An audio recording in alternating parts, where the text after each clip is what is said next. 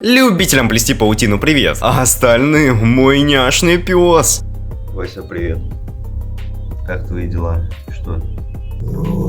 Чё, пацаны, как школа? Если что, в унике не очень. Я, кстати, старался. Поэтому поставь лайк, подпишись на канал и, конечно же, напиши смешной комментарий, чтобы я отметил его сердечком. Погнали! Начало нового учебного года. Отличное время, чтобы переродиться в другом мире. Студенты тихо, мирно сидели, писали контрольную, как вдруг у одной мадамы, которая всю ночь потратила на гринд в любимой ММО-РПГ, потемнело в глазах. Очнулась она, уже переродившись в паука. Одного из сотен тысяч таких же мелких созданий. Новоиспеченная исекайница быстро поняла, что к чему. Да, перерождение не слишком удачное, но и так сойдет. Славно, что в новой жизни есть голосовой помощник, который любезно оповещает о прокачке навыков. Как же удобно. Конечно, бывшая Хика, перечитавшая кучу фанфиков сомнительного качества, тут же закинула все очки в ветку исследования. В играх работает отлично. Увы, здесь не так. Скилл бесполезный. Сообщает лишь очевидные вещи, да еще и нудным непрерывным потоком. Делать нечего, паучок решила воспользоваться естественными способностями нового тела. Сплела себе гамах и откинулась отдохнуть. Жаль, в животе пусто. Придется заняться каннибализмом, как и другие родственнички. От обеда в тухлым сородичем дама почуяла, что в ее сети угодила рыба покрупнее. Точнее, агрессивно настроенная лягушка. Пару раз словив в лицо прямое попадание, наша няшка смогла адаптироваться и обхитрить вражину, закусав бедное животное своими клыками до смерти. Мясо, конечно, такое себе. Кислое, склизкое, ядовитое, но за неимением лучшего выбирать не приходится. Зато теперь еды хватит надолго. Тем временем действие переносится на бал, где собрались вельможи и герцоги всех сортов. И как оказывается, среди них куча переродившихся. Правда, большинству одноклассников нашей ГГшки повезло куда больше. Кто-то получит отменные бедра, кто-то эльфийские уши, а кто-то тоже зверушка. Я так-то тоже котик. Почти всем попаданцам посчастливилось встретиться в одной академии. Не хватает только одной девочки, которую травили в школе. Дама по имени Фэй, ставшая питомцем, сетует на свое никчемное тело, списывая неудачу на школьные издевки в сторону ненайденной Вакабы. Да, это та самая Хика, которой досталась еще более никчемная участь. Благо, наша паучиха не унывает и времени зря не теряет. Она уже научилась первоклассной ловле лягух и даже получила новый уровень, сбросив старую шкуру в обмен на чистое неизбитое тело. Еще няшка сплела домик, почти пятизвездочный люкс, но без воды и кабельного. Хотя главное то, что теперь на каждую ловушку протянута своя ниточка, сигнализирующая о срабатывании капкана. Паутину даже угодил человек, пытавшийся вынести из пещеры неопознанное яйцо. Груз он, конечно, обронил, но сам выпутаться смог. По итогу сканирования лута исследовательским навыком стало ясно, что скорлупа принадлежит какому-то дракону, может даже опасному. Попытки разбить болванку успехом не увенчались. Раз такое дело, можно немного отдохнуть, а потом попытаться снова. Но вернувшиеся за добычей люди так не думают. Недавно построенные хоромы сгорели. Бежать пришлось в спешке, даже без документов. На паучиху накатывают флешбеки. Она была изгоем в школе. Родители развелись, да, и вообще, все грустно, печально, пожалейте. Однако, новая жизнь, новые правила. ГГшка решает тренироваться, чтобы когда-нибудь стать очень сильной и дать отпор человекам, спалившим ее труды. После нескольких дней линчевания мелких земноводных, во время нереального чила на героиню нападает змея, аж 9 уровня. Бежать значит противоречить новым принципам, придется драться. Хитростью и смекалкой няшке удается одержать триумфальную победу. Награда оказалась солидной. Повышение аж до 10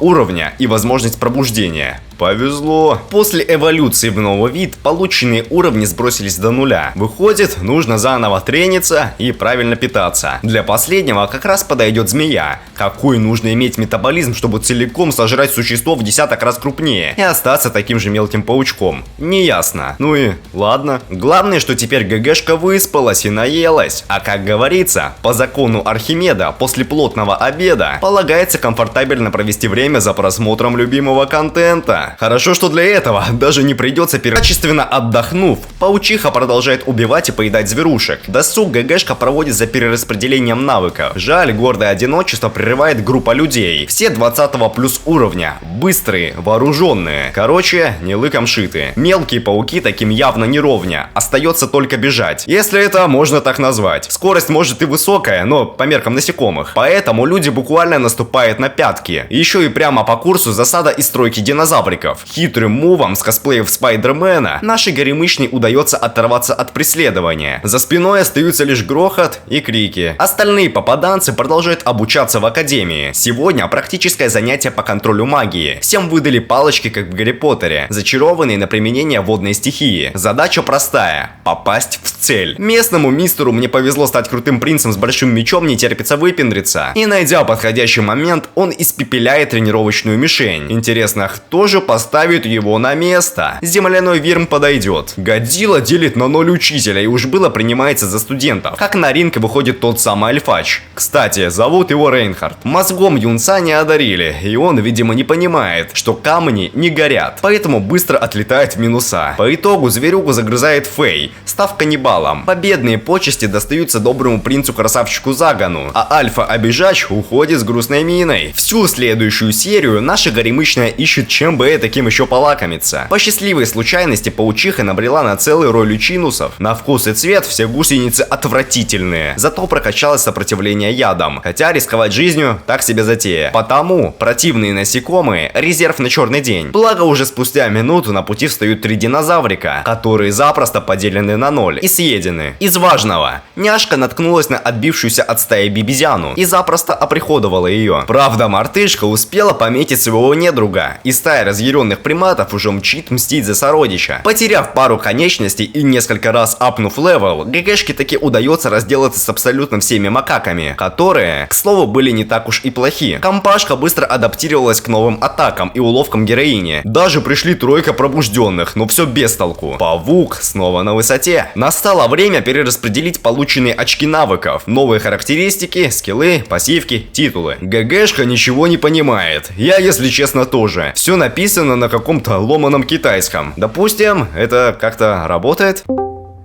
Привет, ребята, за китайский шарите? Привет. Конечно, да, каждый день разговариваем. Нихао.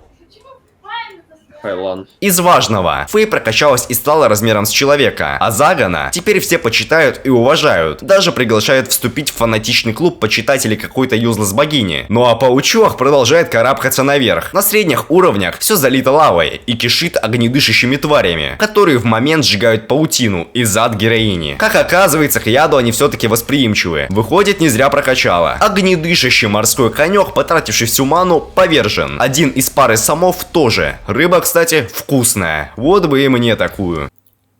В общем, тут накладочка вышла. По сценарию тут у меня должен быть доширак. Но я еще не получил деньги за интеграцию, поэтому у меня есть доширак.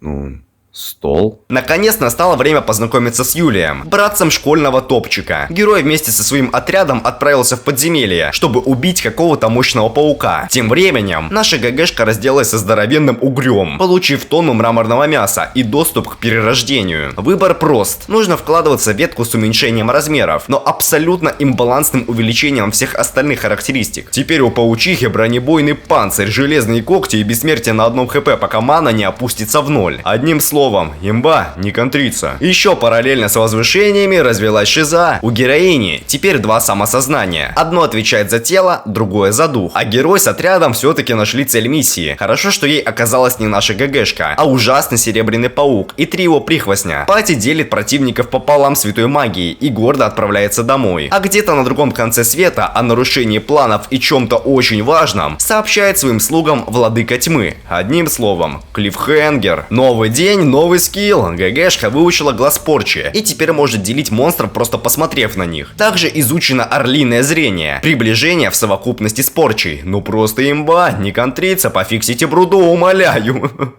У академиков запланирована тренировочная вылазка в лес. Ребят делят на группы, жаль не на 0. Они отправляются в путь-дорогу. Рейнхард и Заган в одной пати. С ними же эльфийка Филимас, которая в прошлой жизни была классруком школьничков, поэтому и в новом мире она присматривает за лохами. Экспедиция, как оказалось, отличный повод для того, чтобы Альфач-пиротехник избавился от всех бывших друзей, нынешних соперников, и стал лучшим мальчиком тайтла. Между ним и принцем начинается бой. Заган не прокачивал навыки и по всем показателям уступает сопернику. Победы не видать, как бы это ни было прискорбно признавать. Вовремя появляется Ока-чан, класснуха. Эльфийскими фокусами она снижает все характеристики Рейнхарда до стартовых и удаляет имеющиеся навыки. Альфа стал лохом в квадрате, но все хорошо, что хорошо кончается. Больше никто серьезно не пострадал. Вечером в комнату к Альфе без стука врывается какая-то дама. Объяснений не будет, сразу к делу. Гостья предлагает лоху помочь разобраться с недругами, чисто по доброте душевной, как одному из переродившихся. В принципе, Рейнхарду плевать, пусть сделку предлагает хоть сам дьявол. Парень уже вошел в кураж и согласен на любые условия. Настало время флешбеков. Когда все наши попаданцы учились в школе, ребята были ничего такими студентами. Ока-чан собирала их на совместные прогулки в солнечные дни. Не ладились дела разве что с парой человек. Затворницей-паучихой и загадочным скрытным челом с веснушками. У ГГшки, кстати, появилась третья личность, отвечающая за магию. Тут как тут образовался и новый противник – огроменный дракон. Битва очевидно неравная, но 3 головы против одной увеличивают шансы.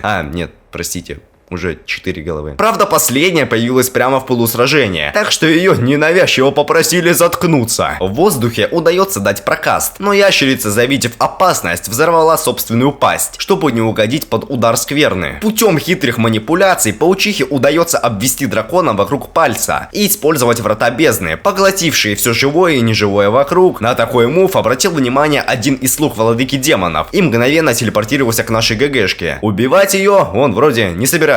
Опасности не ощущается, но на своем что-то там бормочет. Паук японский, я русский, ничего не понятно. В нужную минуту с неба падает телефон. Казалось бы, откуда? Демонюга обговаривает важные делишки с тем концом провода и удаляется прочь. Сладкий голос из трубки сообщает паучихе, что бояться нечего и больше ее не потревожат. Голосовой помощник представился каким-то ультрасильным божеством по имени Ди, которое просто злое, потому что злое и наслаждается страданиями смертных мира сего. Ладно. А у демонов тем временем собрание. Пора, как говорится, устроить резню. Поэтому все сдают отчеты о проделанной гнилой работе. Покой круглого стола нарушает выскочка, которого не устраивает, что новым владыкой демонов стала какая-то маленькая женщина. На место молодого решает поставить другой рогатый. Словесная перепалка заканчивается ничем. Пацаны просто марионетки в руках демонессы, и она, дергая за ниточки, приводит их в чувство. Кстати, Юля вместе с Пати отправился на какое-то важное задание и простился с братом. Увидятся они не скоро. Если говорить точнее, никогда. Прямо посреди лекции голосовой помощник сообщает Загану, что тот получает титул Герой. Как заведено в этом мире, такие почести могут быть лишь у одного человека. Выходит, братец скис. Обидно. У королевской семьи собрание. На повестке дня активизация сил демонов. Похоже, началась война. Из 8 крепостей людей половина пала. В одной из башен, что не смогли сдержать натиск, был и Юлий, который числится пропавшим без вести. Король решает, что раз второму сыну довелось стать следующим героем, то пора бросать академию и готовиться вести войско людей. Ну а как иначе? Парень взволнован. Не каждый день перерождаешься в другом мире, да еще и с таким грузом ответственности за плечами. Утро вечера мудренее. Заган решает отдохнуть, рыдая в подушку. Действие переносится в одну из выстоявших крепостей. Местный защитник, по совместительству сильнейший маг людей, подводит итог о немалых потерях и тяжелой битве. Гендальф вспоминает, что 15 лет назад он с отрядом бывал на миссии по уничтожению паука, выбравшегося из подземелья на верхние уровни. Почти все тогда погибли. Зверюга была необычайно сильна, с множеством скиллов, овергир-статами и читала людей как открытую колоду карт. Покумеков старый понимает, что тот имбалансный зверь раскачался еще сильнее. И похоже, теперь паучиха никто иная, как владыка тьмы, возглавляющая армию демонов. Из важного, наша ГГшка нашла выход со среднего уровня подземелья. Поздравим. Заган уже месяц как покинул академию и целыми днями тренится на заднем дворе. Очередные махания мечом прерывает Фэй, которая пришла предложить заключить контракт. Тогда герой сможет призвать фамильяра в любую удобную секунду. Принц ломается, оправдывая сомнения тем, что тогда они с дракошей перестанут быть на равных, и он сможет ей приказывать, что как-то так себе. Видно, хочет, чтобы его уговаривали. Короче, после пары-тройки морализаторских цитат договор заключен, и Фэй становится яйцом. Это значит только одно. Наступила стадия эволюции, и скоро мы увидим обновленную зверушку. Вечером к принцу в гости заходит танк из Пати брата. адресата. Ему удалось выжить благодаря перу Феникса. На самом деле, отряд успешно зачистил демонов и даже победил их генерала. Однако в конце битвы, откуда ни возьмись, появилась незнакомка в белоснежном плаще и поделила всех на ноль. Магии гниения. Такая вот история. Ребятки жмут руки и обещают друг другу стать сильными. Тем временем, наша ГГшка вкинула настолько много очков в ветку знаний, что по щучьему велению у нее в башке появилась вся история мироздания. Оттуда паучиха и узнала о самом сильном земляном драконе нижнего уровня – Албы. Сама судьба говорит о том, что эта битва будет легендарной. Няшка идет разведать обстановку, но по пути натыкается на громадную кобру, не слабее Албы. Благо, змея игнорирует мелкую сошку. Ее цель куда крупнее, собственно, тот самый дракон. Между животинами разворачивается битва насмерть. В бою на своей территории Алба легко одерживает победу, проткнув соперницу земляной магией. Наша паучиха в страхе отступает, чтобы тщательнее обдумать план. Ей нужно подготовить более подходящее поле боя. Драться, очевидно, придется в воздухе, чтобы можно было уклониться от горообразований, прямо как в Флопа Бёрдс. Единственная помеха – пчелиный рой. Извините, но улей тоже лишний. Теперь, когда нет ни единственной помехи, Алба сам приходит драться. Видно, почувствовал, сколь сильным стал помилованный паучок. Я, кстати, купил геймпад от MSI. На ощупь как целлофановый пакет, но в целом неплохо. Работает. Сам бой я лучше скипну, продемонстрировав лишь небольшую нарезку, потому что происходящее можно описать всего лишь парой слов. Тупой и еще тупее. Голосование.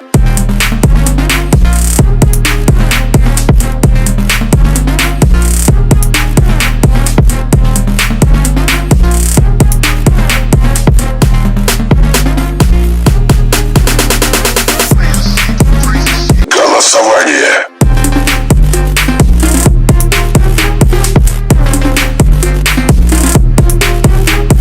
В конце концов, Алба мужественно принимает поражение и покидает бренный мир. А нам наконец показывают, что вся параллельная Академия линия с ГГшкой была большим флешбеком Владыки Тьмы. Она и есть наш паучок. Он как вымахала за 15 лет. Между людьми и эльфами состоялись переговоры по поводу войны с демонами. Король Ушастых отмечает, что раньше с темной стороной еще хоть как-то можно было совладать. Но сейчас, когда новой владыкой стала женщина, все пошло не по плану. Сторона людей отмечает, что пока придется держать оборону, потому что отправлять новоиспеченного героя на передовую не лучший вариант. Ведь так сторона добра рискует потерять последний козырь. Остается бдить. На то мы порешили. Кстати, выбравшийся из подземелья на поверхность паучок успела поделить на 0 крепость, окружавшую вход в лабиринт. Но не все так гладко, как хотелось бы. Между родичами есть связь, и нашу ГГшку атакуют мысли ее биологической маменьки о том, что дома обед стынет, а вообще после 10 гулять запрещено. Ребенок тупо уходит в игнор. Поэтому матка отправляет своих самых сильных бойцов вернуть доченьку домой. Пауки, конечно, сильные, но не сильнее земляного гиганта. Поэтому няшка просто удаляет родственничков, телепортировав их прямиком в магму. Осталось только расправиться с назойливыми мыслями, посылаемыми мамой. Если мысли как-то доходят до адресата, значит имеется и мост путей и сообщений. По нему-то и отправляются 3 шизы героини, чтобы лишить старуху рассудка. Эпизод завершается появлением Рейнхарда. Парень прикупил новый демонический шмот, с чем его и поздравляем. Какая-то карета куда-то едет, как вдруг на телегу нападают хулиганы. Это и замечает наша ГГшка. Дилемма. С одной стороны люди, с другой стороны тоже люди. Ну, злодеи вроде те, кто нападают, тем более на бедное дитя. Оставаться безучастной не по-людски. Поэтому паучок решает помочь пострадавшим. Разделывается с вояками и даже хилит раненых. Уходя, она замечает, что ребенок вампир и, исключительно по взгляду понятно, что такой же попаданец. В лесу няшка натыкается на эльфов, которые обсуждают план разделки кровопийцев. Что поделать? Приходится проткнуть ребят, чтобы они не навредили простому японскому школьнику. Наконец-то действие переносится в текущую временную линию. Сестрица Загана говорит братцу, что папенька хочет его видеть. Но вот беда. По прибытии на аудиенцию к королю, девчонка делает в своем папаше дыру и кричит, мол, спасите, помогите, насилуют. На шум тут же сбегается стража во главе с Рейнхардом. Теперь все ясно. Альфа в сговоре со старшим сыном короля, который давно хочет усесться на трон. Но герой не промах и почти было дает отпор предателю. Как вдруг в замес врывается София, та самая вампирша из той самой кареты, которая теперь служит своей спасительнице, владыке тьмы. Софа-то и помогла немощному Рейнхарду. На пир забегает еще его Качан. Товарищи все вместе дают по газам. Жаль, в лесу их догоняют недруги. И когда уже было надежды нет, с небес спускается белый пушистый дракон, пробудившийся Фей, если кто не понял. На радостях спасенные герои улетают в закат. Софочка передает ГГшке отчет о произошедшем. дальнейшем? Оказывается, все идет по плану. Никаких убийств не планировалось. Няшка просто хочет покошмарить бывших одноклассников за издевательство в школе. Ну и конечно еще и обидно, что они провели свое детство в богатых королевских убранствах, а пауки питаются мусором. Если кто забыл, 3 шизы главной героини до сих пор грызут матушкин мозг. В общем, арахно-коммунистка переиграла свою дочурку и, выждав нужный момент, отключила связь с детинушкой, заперев параллельные сознания в своем мозге. И вот разъяренная маман уже выбралась на поверхность и догоняет нашу ГГшку. Делать нечего, придется телепортироваться назад под землю, ну и там уже подготовлена засада из целого роя архипауков. Лишившись пары конечностей, няшка медленно, но верно отступает к среднему уровню славой. На пространственный скачок нет сил. А тут уже и козырь из рукава мамки подъехал. Пусть преграждает марионетка с парой-тройкой вооруженных рук. Вся эта махина управляется одним мелким паучком. Выходит, это какая-то особая форма. Просто так не забороть. Оценив ситуацию, паучок замечает, что до левел-апа осталось не так много опыта, а там тело само придет в норму. Выбрав самую хилую особь, героиня начинает закидывать ее всеми приколами, которые есть в арсенале. Чуть было не превратившись в лепешку, победу все-таки удалось одержать. Скачок на средний уровень. Вокруг огонь. Самое безопасное место, куда остальные пауки не захотят соваться. Пора эволюционировать. Проснулись, улыбнулись еще раз. После перерождения ГГшка получила уникальный навык бессмертия и титул властелителя. Реально повезло. Тут как тут телефон с голосовым помощником Ди. В этот раз готовы ответить на любой вопрос. Ну и понятное дело, дальше идет рассказ о том, как все обстояло с попаданцами. Предыдущие герой и владыка тьмы устроили небольшой апокалипсис пространственной магии и не случайно зацепили Японию, а конкретно класс, где была няшка. Чтобы хоть как-то загладить свою вину, админ иссякайнул 25 пострадавших в этот мир. Паук резонно удивилась, ведь вместе с учительницей выходит 26 человек. Удивительное дело, недостающий студент и есть сама Ди. Конец связи. А в действующей временной линии герои с пачкой наведались домой к проводнику лабиринта, чтобы попросить его о помощи. Челик боится, что за подобный мув действующая власть найдет и порежет на куски его семью. Подсобить вызывается Баскас, батя Хлюпика. Тем временем Фэй мысленно связывается с Заганом и просит его позвать Окочку. Эльфийка на пару с красноволосым Трапом удаляются. Ну, Трап не Трап, а гендер-бендер имеется. В прошлой жизни Аннабель была парнем. Обратно бабы возвращаются уже втроем. Фэй тоже с ними. У нее теперь человеческая форма. Правда, крылья из-за спины торчат, но то так, издержки. Девочки просто шопились. Конечно, герой возмущен, потому что почему это Аннабель можно смотреть на фан-сервис, а ему нет. После очередной минутки ностальгии по школе, товарищи отправляются к подземелью. Сейчас путь в лабиринт преграждает толща воды и соответствующий дракон. Почти пляжный эпизод быстро заканчивается, и ребятки уже чилят в пещере. Напоследок нам демонстрируют очередной клиффхенгер. Пока паучок тихо-мирно рыбачила, по ее бессмертную тушу пришла действующая владыка тьмы Ариэль. Между прочим, в прошлом она выглядит так же, как и 15 лет спустя. И тут должны появиться вопросы, ответы на которые я уже знаю,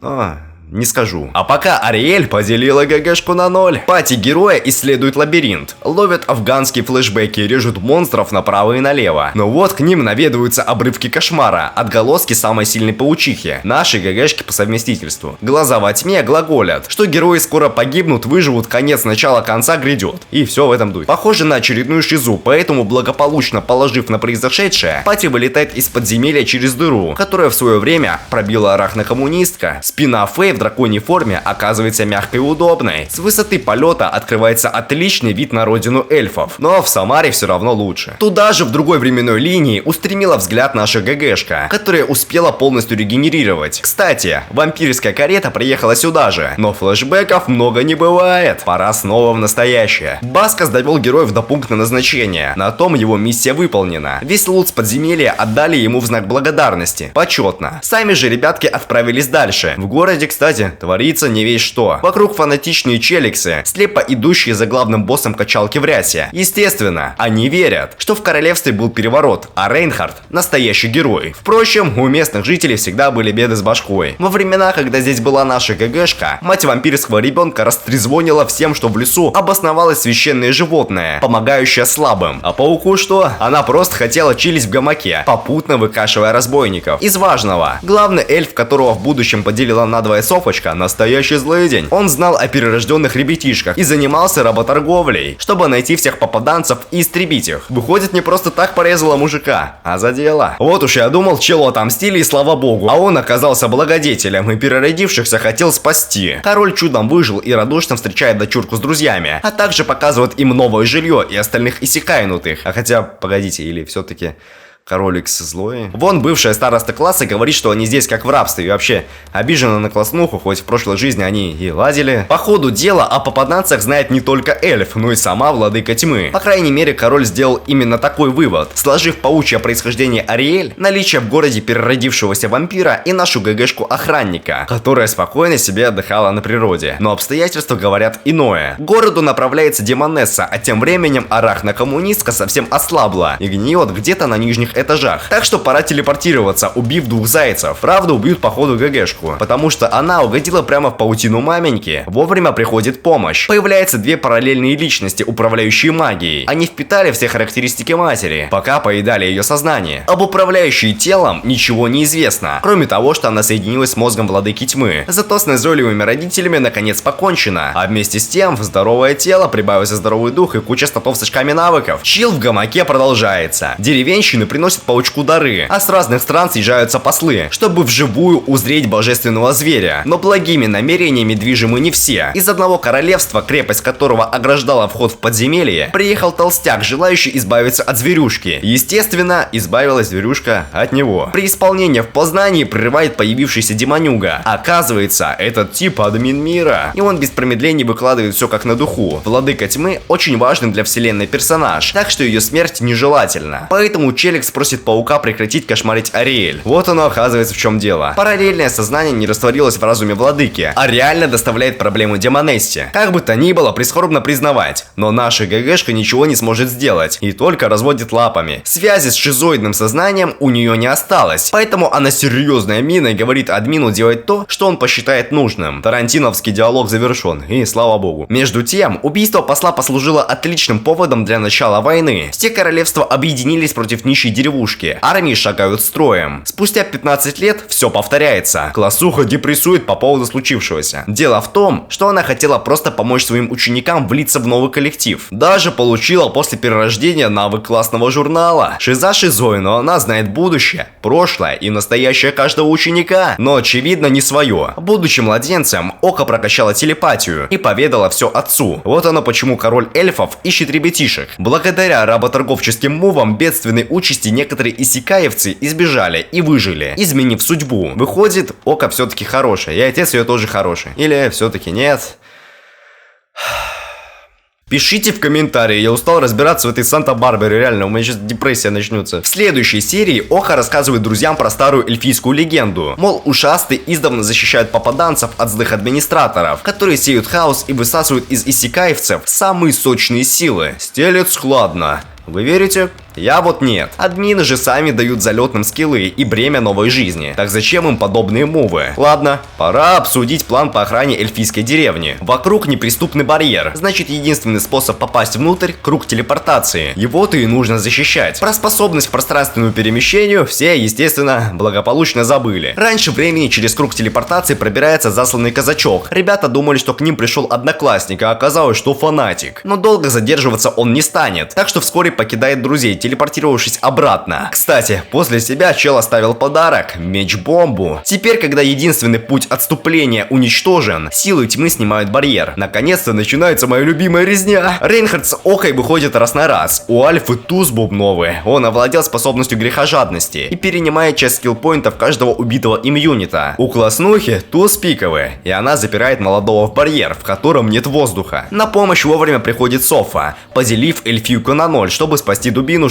Но и у класснухи есть свой спаситель. Загон вовремя отражает очередную атаку Альфы. И пока между парнями разворачивается мыльная опера, время вновь совершает скачок назад. Наш паучок, находясь в гуще событий, начинает избавляться от нападающих, попутно получая опыт, чтобы не ударить в грязь лицом при следующей встрече с владыкой тьмы, которая пока что занята древним земляным драконом. Разум Ариэль уже слился с дубликатной шизой ГГшки, поэтому общими силами бабу уничтожают животину. На поле боя поспевает админ демонюга, Воронюга, который обращает внимание на потерю самосознания Ариэль и любезно предлагает телепортировать ее к паучку. Дамы наконец-то встретились. Снова. Скиллы летят во все стороны, как вдруг посреди поля появляется мелкий герой. Никто иной, как Юлий. Ариэль опасается неизведанных сил мальца и стоит на месте, как вкопанная. Атмосфера, ну чисто Дикий Запад. Кто-то должен выстрелить первым. И бабах производит четвертая сторона, послав столб света прямо с небес. Тем временем в настоящем пацаны продолжают замес в песочнице. Эльфийский король приказывает своим подчиненным приводить боевые единицы в состояние готовности. На песочницу героя ему в целом плевать, ведь на место встречи явилась его старая знакомая Ариэль, с которой у ушастого очевидно давно не закрытые счеты. Альфач бой проигрывает, и на его место приходит Софочка. Пляски у ребят долгие, но натуральной резни не происходит. Дело в том, что госпожа приказала своим подчиненным ни в коем случае не убивать попаданцев. Главная цель — эльфы. Пока ребята болтали, на бойню явились ушастые. Плюс они притащили с собой боевых роботов. Как же хорош новый ребилд Евангелиона с любителей Франкса по лайку. Кстати, тогда, давным-давно, Ариэль так и не разделила паучка надвое. Наша няшка перехитрила уничтожающую душу магию бездны, заранее сделав вкладку яиц со своими копиями, и просто переселила свою душу в одну из скорлупок в нужный момент. Ну тупо Айнами Рей, ну тупо Евангелион. Возродившись, няшка эволюционировала и стала беловолосой красоткой Арахной. Но прелести на потом. Пора возвращаться в поместье и спасать дитятку Софочку, которую уже кошмарит стая эльфов. Паучихе, конечно, удалось отбить атаки статистов, но вот на поле выходит сам король ушастых Фотимас. Он отключает вообще всю магию, создав барьер, и принимается делить Беловласку по нулям. Благо вовремя поспевает владыка тьмы, которая, разделавшись назойливыми ушами, предлагает паучихе мировую. Магии бездны победить не удалось, да по правде говоря не сильно уже и хочется, потому что сознание Ариэль окончательно слилось с дубликатом шизыняшки. Ну вот и все. Мир, дружба, жвачка, жуем и ждем. Ведь на этом завершается первый сезон. И что произошло в настоящем, когда все друзья-одноклассники наконец встретились, мы не узнаем. Из важного: настоящий Айнами Рей оказался Фотимас, который вообще терминатор, и у него где-то в запасе целый склад кибернетических тел. Ну а если под видео будет склад лайков и комментариев, то может быть я даже сделаю видео про второй сезон, когда он выйдет, если выйдет. А пока подпишись на канал, группу ВК и Дискорд. Пока.